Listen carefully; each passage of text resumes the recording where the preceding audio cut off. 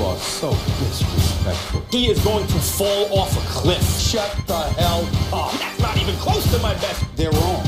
And I don't give a damn that they agree with me or not. Time for Final Take, where Stephen A. gives us a little food for thought in his final word of the day. Stephen A., take us home. If Al Davis, just win, baby, were alive today, he'd tell you that winning actually isn't everything. He'd wax eloquently about ethics and principles, about how having the decency to simply tell the truth matters just as much as anything else. And he'd do so in the throes of reminding us all that such platitudes, such basic, honorable things, should never be associated with Mr. Lane Kiffin. So much for wondering how one ends up going from Alabama to Florida Atlantic in the sport of college football. This is not to condemn Kiffin, mind you. America, after all, is the land of second chances. We all make mistakes, but damn, Kiffin appears to have made so many. Perhaps it's time to stop and applaud before asking him, how in the hell did you get anyone to give you another head coaching job? Let's rewind, people. There was the bizarre press conference in September 2008 where Al Davis got out of his sickbed just to essentially announce to the world that Kiffin was a pathological liar. Then there was the second chance Kiffin received when he got the head job at Tennessee. He promptly called out Urban Meyer, then the coach at Florida, before he could pass gas. Then he lost to him. Then he left for USC, reneging on a promise to stay at Tennessee. They still don't want this man in the state, y'all. Of course, we all know what happened, what followed.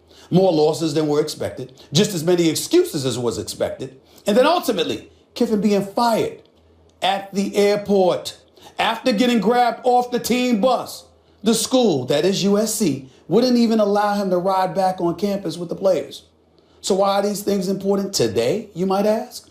Because no matter how successful you are as an offensive coordinator, or that you have national championships on your resume, or that Nick Saban is vouching for you, you're leaving Alabama, where Saban has amassed 113 wins and 4 national titles over 10 years. And you're doing this to go to Florida Atlantic, which has 76 wins in the school's 16-year history. Championships to them would be simply having a winning record.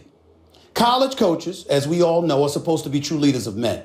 They're the ones cultivating young men into manhood, instilling values, discipline, and responsibility. No one doubts Saban's resume on such matters, no matter what some critics may say. But Kiffin? Come on now. Come on now. Saban may say Kiffin is ready. Perhaps. But one would like to think he's learned from his mistakes, that he's been humbled along the way. I'm speaking about Kiffin here. Here's the safest bet in all of this, though. No matter what happens with Kiffin this time around, we all know he ain't staying for long. Not at Florida Atlantic. So the only suspense down the road ultimately will entail this. Yo, Kiffin, why'd you leave this time? Mediocre team and Big D. That's what makes this funny. How about the Cowboys? How about the Cowboys? Some way, somehow, when the count just wait, they will let you down. The accident, they will mess it up. Just wait. The accident, they will let you down. Just wait. The accident, waiting to happen. It will happen. Tony Romo, though, the football, know what's coming next. He will get in the way. Interception Of success. Tony Romo, though, the football. Are you kidding me? That's why not a catch. Really? That's funny. Big D. Teasing you. This is what they do. The weed show from on cue. Accident. Something will go wrong. The accident of the big Jumbotron. Accident. Gotta recognize it's a black cat running around that franchise. Say with accident. They will mess it up. Just wait. The accident. They will let you down. Just wait. The accident. The accident. The accident. Waiting to happen. It will happen. How about the Cowboys? You've been very outspoken on the subject. What's your reaction? Well, I'm not sad. I'm relieved for the city of Los Angeles. I'm relieved for Los Angeles Rams fans everywhere.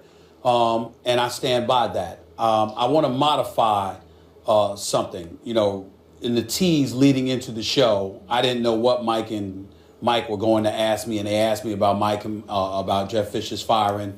And I joked around a little bit about it, and then, you know, I caught myself because obviously the man's lost his job. There's nothing that's funny about it. So I need to show the proper respect and treat this with the seriousness that it deserves. And I will do so in saying exactly what I'm about to say as I'm looking in this camera. It is time. It has long been timed.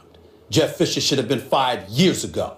I don't regret a single damn word that I said, and I stand by it. Not the joking side, but the serious side. And let me take this a step further, just to remind everybody of what we're talking about here. We are talking about a man that has coached in the NFL for 22 years. We are talking about a man that has not won a playoff game since 2003. We are talking about a man that has not had a winning record in 7 years. We are talking about a man that has a resume that is so atrocious, it elevates the importance of the Rooney Rule because it illuminates and highlights even more so why there's such a problem when it comes to the issues of hiring as it pertains to minorities or anybody else. Jeff Fisher is so bad, white folks should complain about Jeff Fisher having a job. That's how bad it is, okay? Because there are white candidates. Forget all the stuff forget blacks, forget Hispanics, forget minorities, forget everybody. Let's talk about white America. White America should have a problem with the fact that Jeff Fisher kept his job for this long. And here is why. Ladies and gentlemen, I ask of you, in all seriousness, how in God's name are folks on the come up, regardless of what your ethnicity is supposed to get an opportunity when a man who has failed, who has missed the postseason in 16 seasons out of 22, how in God's name is somebody else supposed to get a chance when that man is allowed to keep his job? Would there have ever been a Mike Tomlin? Would there have ever been a Sean Payton? Would there have ever been a Jay Gruden? Would there have ever been a Mike McCarthy? When that level of ineptitude is continuously rewarded, it sends the message that we ain't talking about a meritocracy. We're talking nepotism. We're talking favoritism. We're talking all of the isms that we're supposed to abhor in this great country of ours because it's supposed to be the land of opportunity, not the land of who you know. And that's what land that Jeff Fisher was living in. Stan Kroenke allowed it for far too long. And the city of Los Angeles and pundits and commentators everywhere stood up with your boy and recognized that it was just flagrantly obvious that this is something that could not be allowed. He needed to go. It was the right decision. He should have been gone. And oh, by the way, I got others on the list too. They need to go as well. We'll be talking about them in a little while. I will not apologize for it. I will be sensitive to his family. But last time I checked, we only talking about Jeff Fisher's emotions here. Too many people don't get to lose their job and still walk away with $10 to $14 million. Coming to them after years of failure. But Jeff Fisher gets it like that. Forgive me if my sympathy isn't that great. I think he'll be fine. I really, really do. You know, I'm surprised that more people haven't had a Barzini moment about this, Stephen A. Smith. Remember from The Godfather Part 1? Yes. Tattaglia could have never outfought Santino, but it wasn't until this day that I realized it was Barzini all along. Yeah. Everyone's pointing at Jeff Fisher. I think there's a good reason that goes beyond a good old boys network why he was kept around. You know, a fish rots from the head down. And the Rams, at this moment, are a bad franchise. And they've been a bad franchise for a while. You know, Les Snead and Jeff Fisher kind of came in as a pair, more or less. And what's Les Snead done as the GM? How are those drafts gone? How many top draft picks can you whiff on? Yeah, of course you can point to some that worked out. Every team has some that worked out. But they've missed on a lot. This has been a bad team for a long time.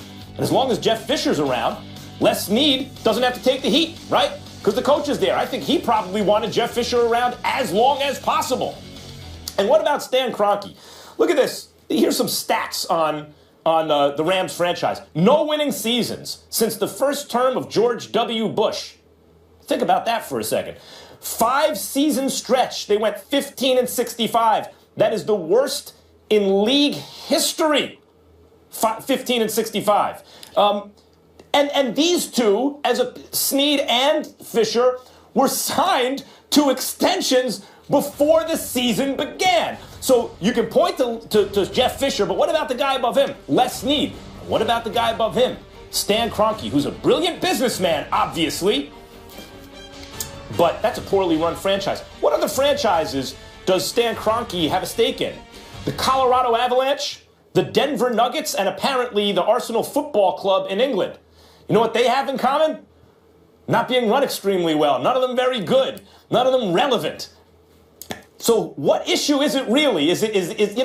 When I look at it, Jeff Fisher is Tattaglia, and Barzini is actually Stan Kroenke, or at least Les Snead. And I think in Fisher's absence now, we will see the focus shift to the next guy up on the ladder, which is Snead. And then after that, you got to look at the owner. Fish rots from the head down. And what we have here is a rotten fish. Well, let's be clear about a couple of things, Max. Number one, he had Steve McNair, rode those coattails to a Super Bowl appearance, coming within a yard and a half or so of capturing a Super Bowl title. And ever since then, he came across as somebody who was better than the players. I know he had a reputation as a player's coach, but I don't see how you could have a reputation as a player's coach if you are somebody that can't get the players to perform for you. That's number one. Number two, I think it's important to point this out. Do you know, Max, that even on the way out the door, Jeff Fisher was actually done a favor? Because his loss last week tied him with Dan Reeves to being the losingest coach in the history of the NFL. Another loss this week against the Seattle Seahawks, which is surely coming, by the way. A loss to the Seattle Seahawks this week will have officially made Jeff Fisher the worst, most losingest coach in NFL history. Not to say that Dan Reeves is that way, because Dan Reeves went to a couple of Super Bowls, but you get where I'm coming from. My point to you is this. These are the kind of things that happen. And I think it's very important to point this out. My issue, I'm not up here trying to get people fired.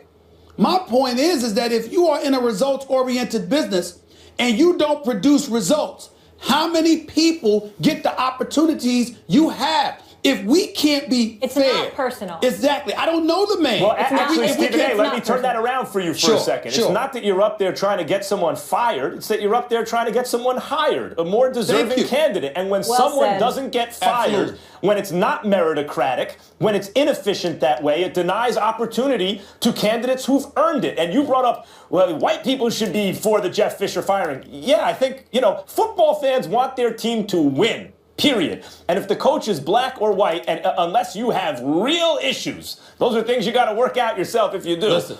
They don't care what color the coach is if the football team is winning. At least they should. Listen, let me tell you something right now. I think Marvin Lewis should have been gone years ago, okay? It ain't about no damn ethnicity. It's about results. I think he should have been gone years ago. But it's pretty hard to make that argument when a man goes to 5 straight playoff appearances when you keep Jeff Fisher employed. And it's pretty hard for dudes on the come-up who work their tails off, black, white, and otherwise, all throughout the NFL and throughout college sports. It's pretty hard for them to get an opportunity when you got individuals like Jeff Fisher who are allowed to keep their job. I'm sure there's some role he can play. I'm sure he's a smart football mind, and there's some kind of contribution that he can make. I'm not saying the man doesn't deserve a job. I'm saying he does not deserve to be a head coach in the National Football League. He has had his time. It has long been over, and thank God it's finally official.